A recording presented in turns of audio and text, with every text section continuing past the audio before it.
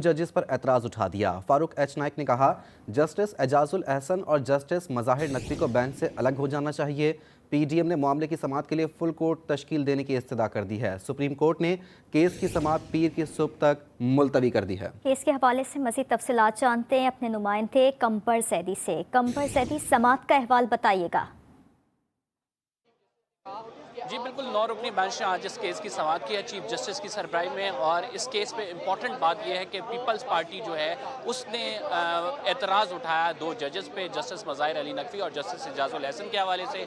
और कहा गया इस एतराज़ में इन दोनों जजेस ने अपना माइंड डिस्क्लोज कर दिया है पहले ही, लिहाजा इसको बेंच का हिस्सा नहीं होना चाहिए। जस्टिस अतर मिनल्ला ने ऑब्जर्वेशन देते हुए कहा कि क्या इस मामले पर फुल कोर्ट नहीं बनना चाहिए, जिस पर फारूक एच नाइक ने कहा कि इस मामले पर अगर फुल कोर्ट बन जाए, क्योंकि 2 इश्यूज ऐसे हैं जिसमें पॉलिटिकल अनसर्टेनिटी का इशू है, इकॉनमी का इशू है, तो अगर इस मामले पर फुल कोर्ट बन जाए तो ये बहुत बेहतर होगा। चीफ जस्टिस ने कहा कि जो सुमोटो नोटिस है इससे कबल हमारे पास दरखास्तें आई थी और उन दरखास्तों को देखते हुए और इस मामले की हसासियत को देखते हुए हमने सुमोटो नोटिस लिया है। फारूक एच नाइक ने कहा कि सुमोटो नोटिस किसी अवाम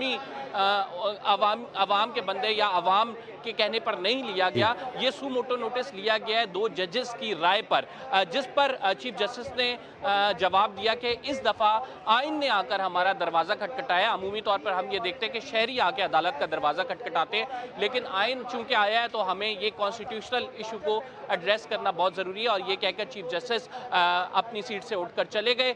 9 रुकनी बेंच था जिसने इस केस की समाअत की है। सोमवार तक इस केस की समाअत मुलतवी कर दी गई है। और इस केस में एक तो बेंच के हवाले से एतराज़ उठाया गया है, दूसरा बेंच की कॉम्पोजिशन और फुल बेंच बनाने का भी, फुल कोर्ट बनाने का भी कहा गया है। जी कंबर, ये भी जानना चाहेंगे आपसे कि फारूक एच नाइक की जानिब से 2 जजेस के ऊपर एतराज़ उठाया गया है और जस्टिस एजाजुल एहसन और जस्टिस मज़ाहिर नकवी को बेंच से अलग हो जाने का कहा गया है, तो ये एतराज़ है क्या फारूक एच नाइक और पीपल्स पार्टी की जानिब से? देखें, फारूक एच नाइक ने अपने एतराज़ की बेसिस जो पुलिस का केस है, सीसीपीओ लाहौर का केस जो है उसको बनाया, जिसमें उन्होंने कहा है कि 2 जजेस जिसमें जस्टिस मज़ाहिर अली नकवी और जस्टिस एजाजुल एहसन है वो अपना माइंड डिस्क्लोज कर चुके हैं। इस हवाले से चीफ जस्टिस ने उनसे कहा कि बाकायदा तौर पे कहाँ पे माइंड डिस्क्लोज किया। उन्होंने कहा जो उनकी जजमेंट है उसका पैरा 17 ये कहता है कि वो दोनों जजेस अपना माइंड डिस्क्लोज कर चुके हैं, तो लिहाजा ये तकाजा है इंसाफ का कि उन 2 जजेस को सामने नहीं होना चाहिए बेंच पे। दूसरी उन्होंने इंपॉर्टेंट बात ये भी की कि जस्टिस जमाल मंदोखेल का नोट मौजूद है। कल ये नोट जारी हुआ है और इस नोट के हवाले से जस्टिस जमाल मंदोखेल ने बाकायदा तौर पर ऑब्जर्वेशन दी है कि एक तो ये सुमोटो नोटिस पे उन्होंने एतराज़ उठाया, दूसरा उन्होंने कहा कि 2 जजेस के हवाले से ऑडियो और वीडियो केस जो है वो ऑडियो और वीडियो की जो बातें हो रही हैं लीक्स की, वो बड़ी तशवीशनाक है। अदालत के सामने ज्वाइंट स्टेटमेंट पीडीएम की जानिब से जो दी गई थी वो पढ़ के बताई गई। 11 जमातें इस बात पर मुत्तफिक नहीं है कि इन 2 जजेस को शामिल होना चाहिए बेंच में।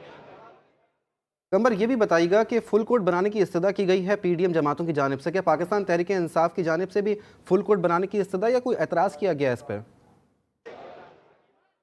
देखिए, पाकिस्तान तहरीक इंसाफ ने अव्वल तो ये नहीं कहा कि उन्हें किसी भी जज पे एतराज़ है। वो कहते हैं कि 9 रुकनी बेंच जो है, हमें अदालत पे पूरा एतमाद है और ये 9 रुकनी बेंच ही आइन की तशरीह करेगा, लिहाजा वो इस बेंच से फुली सेटिस्फाइड हैं। लेकिन अज़हर सिद्दीक साहब जिन्होंने वीडियो लिंक से खिताब किया, उन्होंने मरियम नवाज़ की तकरीर का हवाला देते हुए कहा कि वो कॉन्टेम्प्ट ऑफ कोर्ट के ज़ुमरे में आती है, लिहाजा जो है अदालत को इस पर नोटिस लेना चाहिए। जिस पर चीफ जस्टिस ऑफ पाकिस्तान ने कहा कि हम इस मामले को अभी नहीं देख रहे, हम इस मामले को देखेंगे लेकिन बाद में देखेंगे। एक अहम आईनी इशू हमारे सामने है, हमने उसका फैसला करना है। 90 दिन में इंतखाबात होने हैं, आर्टिकल 224 सुप्रीम कोर्ट ने केस की समाअत पीर की सुबह 11:30 बजे तक मुलतवी कर दी है। सुप्रीम कोर्ट से हमारे नुमाइंदे कंबर ज़ैदी अपडेट कर रहे थे, बहुत शुक्रिया।